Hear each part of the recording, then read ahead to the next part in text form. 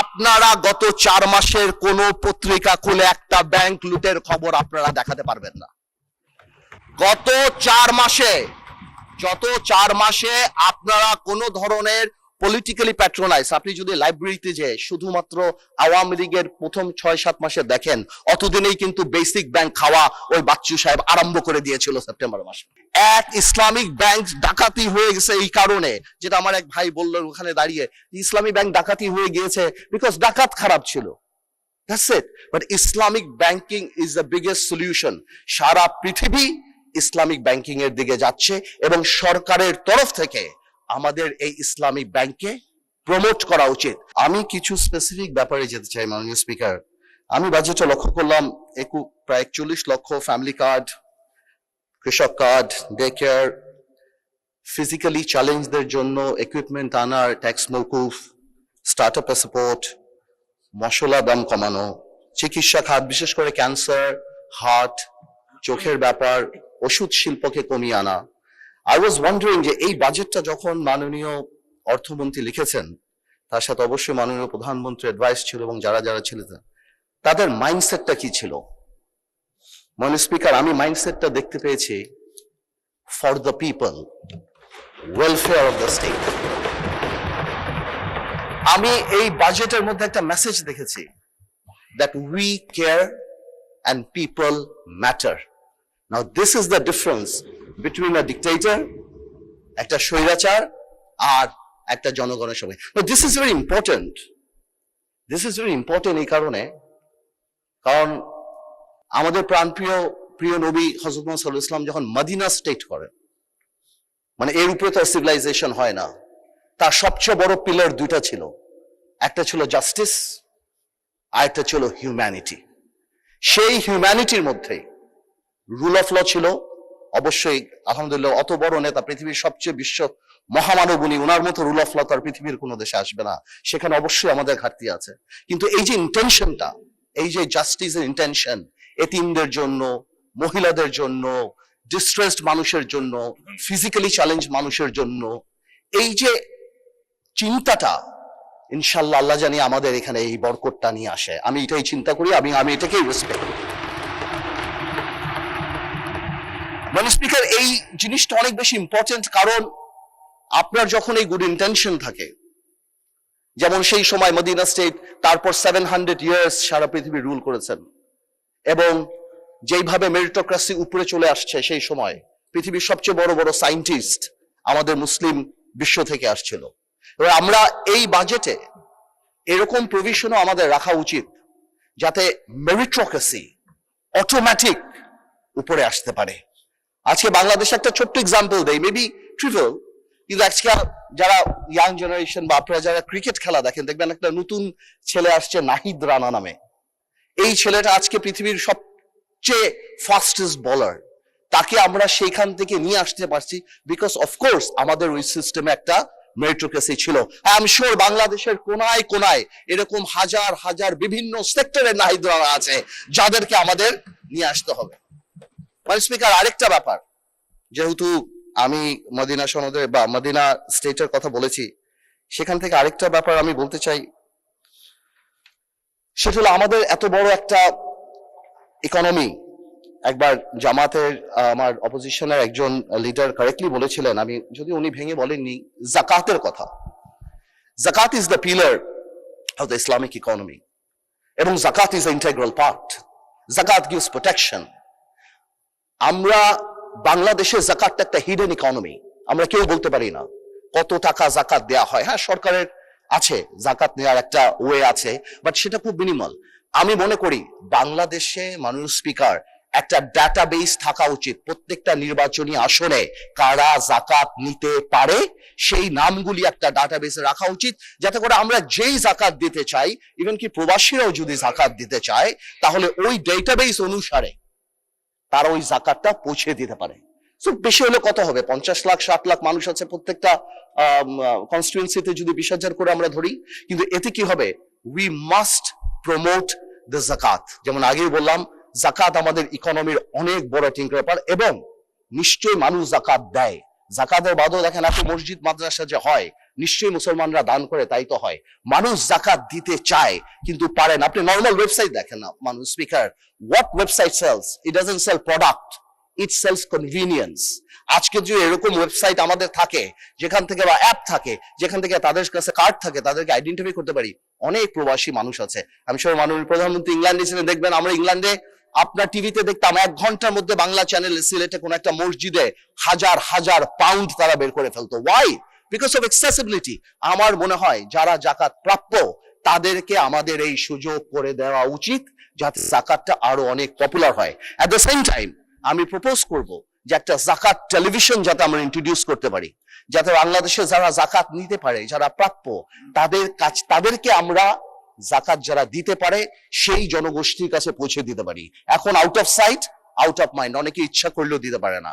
জাকাতের সাথে আরেকটা কথা আমার একজন মাননীয় সংসদ সদস্য বলে গেলেন, রিবা বা সুদের কথা।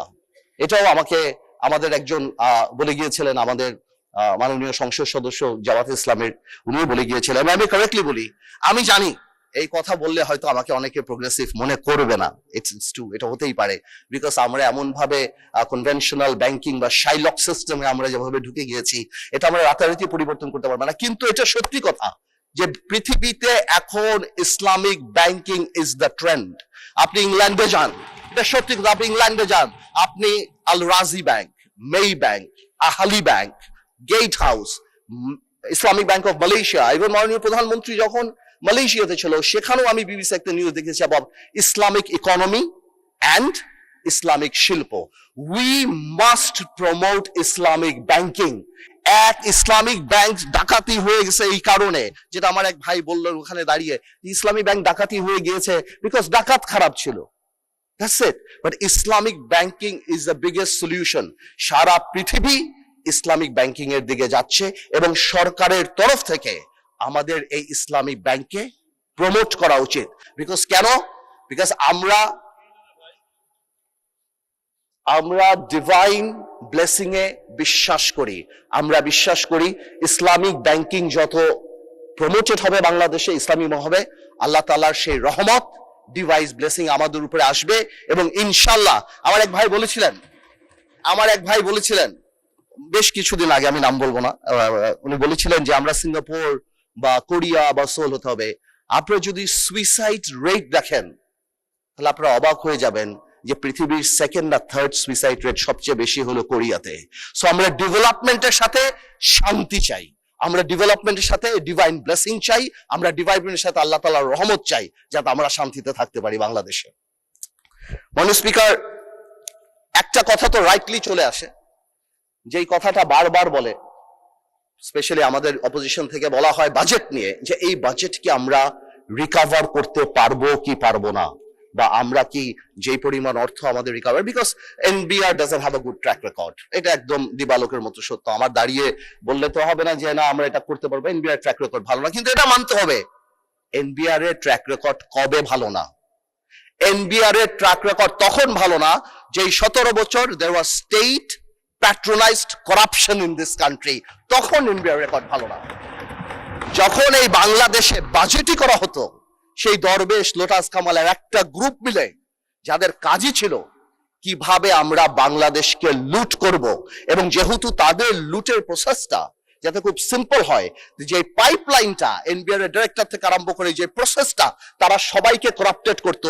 আর জনগণকে কি দেখানো হতো? জনগণের দেখা হতো পদ্মা সেতু, 20,000 কোটি টাকার সেতু, যেটা 40,000 কোটি টাকা দিয়ে বানিয়ে একটা সিম্বল অফ অ্যারোগেন্স।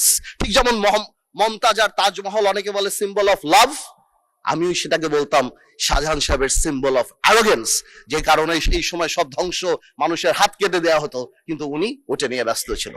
সো আমি মনে করি যে এই সরকার, যে আগের যে সরকার ছিল তার সাথে যখন আমরা তো স্বাভাবিকভাবে আওয়ামী লীগ সরকারের সাথে কম্পেয়ার করব, কারণ তারাই আমাদের আগের সরকার, তো সেই সরকারের যে সিস্টেম আর আজকের যে সিস্টেম, হ্যাঁ বিরোধী দলের অনেক কথা হয়েছে যে হয় খুন আছে, ধর্ষণ আছে, কিন্তু একটা কথা বলি, আপনারা গত 4 মাসের কোন পত্রিকা খুলে একটা ব্যাংক লুটের খবর আপনারা দেখাতে পারবেন না। গত 4 মাসে আপনারা কোন ধরনের পলিটিক্যালি প্যাট্রোনাইজ, আপনি যদি লাইব্রেরিতে যেয়ে শুধুমাত্র আওয়ামী লীগের প্রথম 6-7 মাসে দেখেন, অতদিনেই কিন্তু বেসিক ব্যাংক খাওয়া ওই বাচ্চু সাহেব আরম্ভ করে দিয়েছিল সেপ্টেম্বর মাসে। তো সুতরাং হ্যাঁ, বেনিফিট অফ দ্য ডাউট আমাদেরকে দেন ইনশাল্লাহ। যেহেতু আমাদের নিয়ত ভালো, যেহেতু আমরা একটা ওয়েলফেয়ার স্টেট করার চেষ্টা করছি, সেহেতু ইনশাল্লাহ আপনারা যদি সবাই একসাথে থাকেন, আমরা তো সবাই আওয়ামী লীগের সাথে যুদ্ধ করে পর্যন্ত আসছি, let's not do politics with budget. আমরা বাজেটটাকে ন্যাশনাল ইস্যু বানিয়ে সবাই চেষ্টা করি যে সামনে আমরা কত দূর পর্যন্ত নিয়ে যেতে পারবো। মাননীয় স্পিকার, আমি আমার এলাকা নিয়ে কিছু কথা বলি, ভেরি ইম্পর্টেন্ট, ভোলা নিয়ে কথা বলা।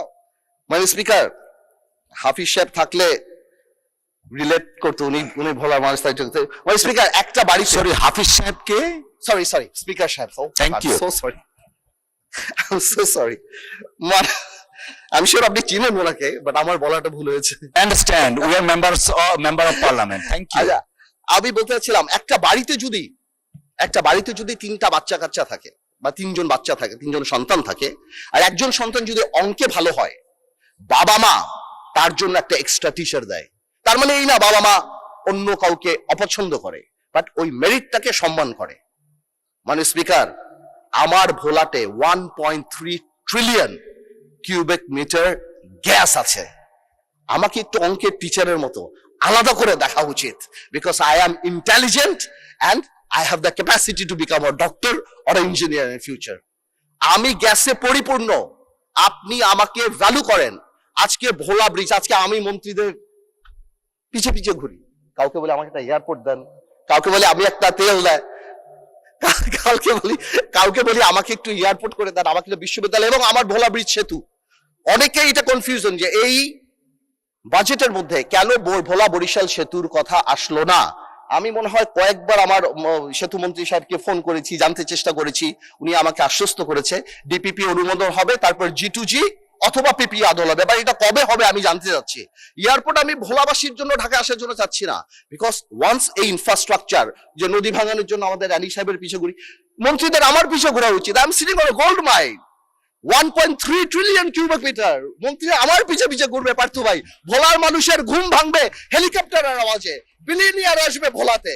আমি ভোলাকে তো সেভাবে চাই, Bhola must be the workshop of Bangladesh, Bhola must be the Tamil Nadu of India, Bhola must be the শোজ অফ চায়না, ভোলা মানুষ the Selangor of Penang of Malaysia.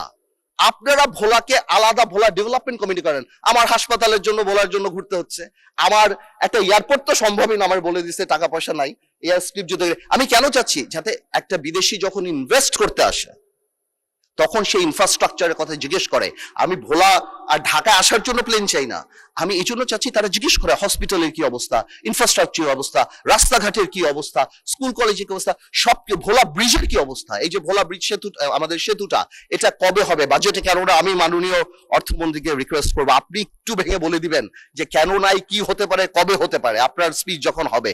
তো এই পুরো জিনিসটা আমাদের মাথায় রাখতে হবে যে ভোলাকে আপনারা ইউজ করেন। Bhola could be the heart, Bhola could be the মানে heart of the economy of the country. আর এই কারণে আমাদের ইনফ্রাস্ট্রাকচার ডেভেলপমেন্ট অনেক দরকার। আমি মাননীয় প্রধানমন্ত্রীর দৃষ্টি আকর্ষণ করব যে ভোলা ডেভেলপমেন্ট কমিটি নামে একটা কমিটি যদি করে ভোলাকে আলাদা বরাদ্দ বা ভোলার আলাদা জিনিসগুলো, এবং আমাকে যদি, যেহেতু আমি সরকারের পার্ট না, আমি কোনো মন্ত্রী না বা আমার কোনো এক্সিকিউটিভ পাওয়ার নাই, আমাকে এরকম একটা অ্যাক্সেসিবিলিটি করে দেওয়া যাতে আমি আমার কাজগুলি খুব তাড়াতাড়ি বের করে নিয়ে আসতে পারি। মাননীয় স্পিকার, আমি আর বেশি সময় নিব না, আমি আবার সরকারকে এবং বিশেষ করে মাননীয় প্রধানমন্ত্রীকে ধন্যবাদ জানাই এবং আমি কংগ্রাচুলেট করি।